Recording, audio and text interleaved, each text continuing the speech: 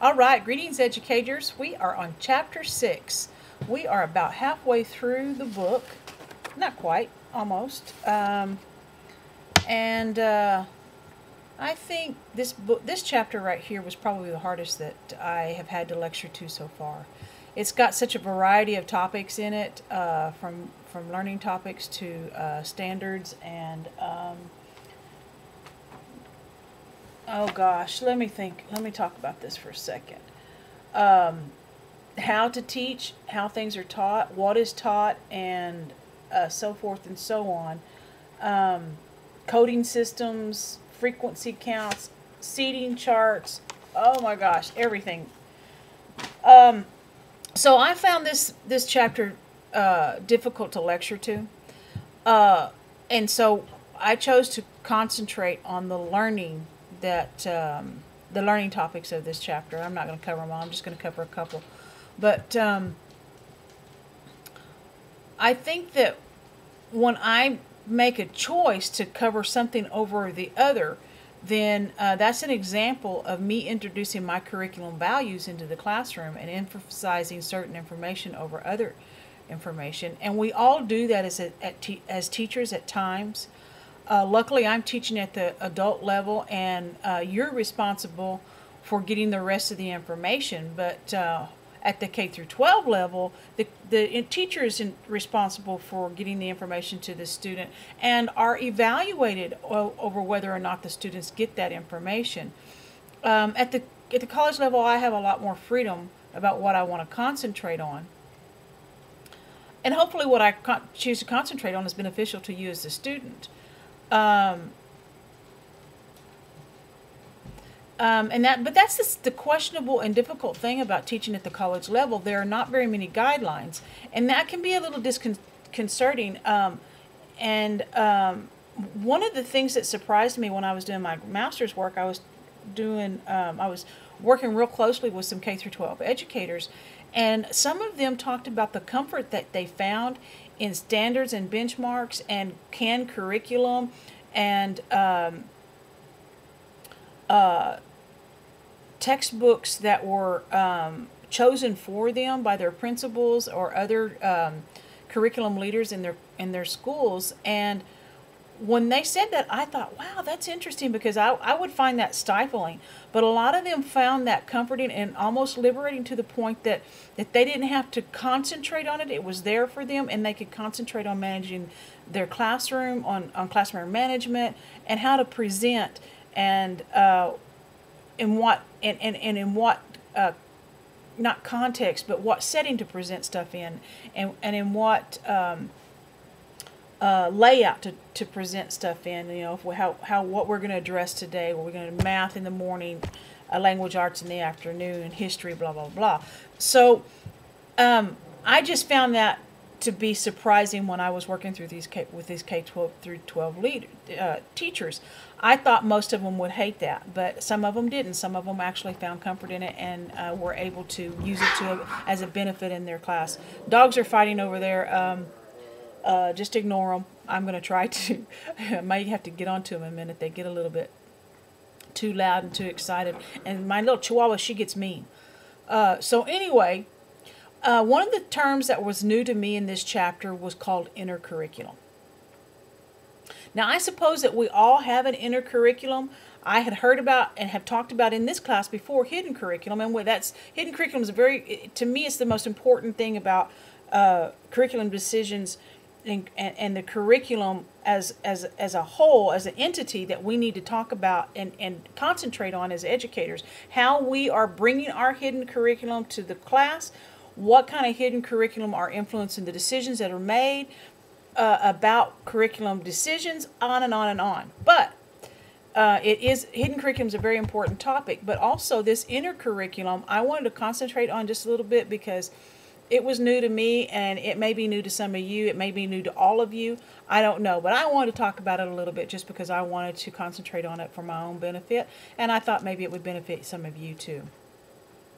There was a nice little explanation of it in the book. But this is what it meant to me, and this is how I related it to my learning. my example is how I've taken the formal curriculum of the doctoral program of what I'm learning about how to conduct research and write about that research, and have applied it to my own knowledge about online learning and teaching. I have a huge background knowledge of online learning and teaching, and I will apply the new information that I'm learning about research methods and writing about research into the topic that I'm an expert on as far as online learning and teaching. What I've chose to concentrate on about online learning and teaching is the online dual enrolled student who is taking high school courses online and also getting college credit as well as high school credit for the same class. A few years ago, the state of New Mexico changed graduation laws to promote programs in New Mexico, which was a virtual high school called Ideal New Mexico. And when they changed that law, it kind of made me begin to think about the lobbying that went on behind the scenes toward getting the New Mexico legislature to change the law. And so when I went into the doctoral program and they began to ask me about dissertation, I want to take a look at this law and what it has meant to education, especially rural education in New Mexico. And so I will be taking the information that I'm learning about research methods and writing about research methods and applying it to my what I've learned about online learning and teaching, and have developed an inner curriculum about the process that I will use to write my hypothesis, conduct my research, write about the research, and defend it. So that inner curriculum is how a student processes their learning and applies it to prior knowledge. That was my understanding of it. So you might want to go back and read it again and get a better understanding of it for yourself. So I'm going to move on. Let's talk about something that I learned when I first started doing my master's work about hidden curriculum. I had an instructor who told us a story about he was overseeing student teaching, and he had a student teacher who was doing a social studies program, and in that social studies program they were talking about Democrats and Republicans, and this student teacher said in the classroom to the students that he didn't like Democrats because they believed in abortion. And one of the students didn't know what abortion was, and he said that abortion was when a person kills a baby, a mother kills their child. And so this little girl went home and told her mother that she was a baby killer because she was a Democrat. And so that is a hidden curriculum. That is introducing a hidden curriculum into your school.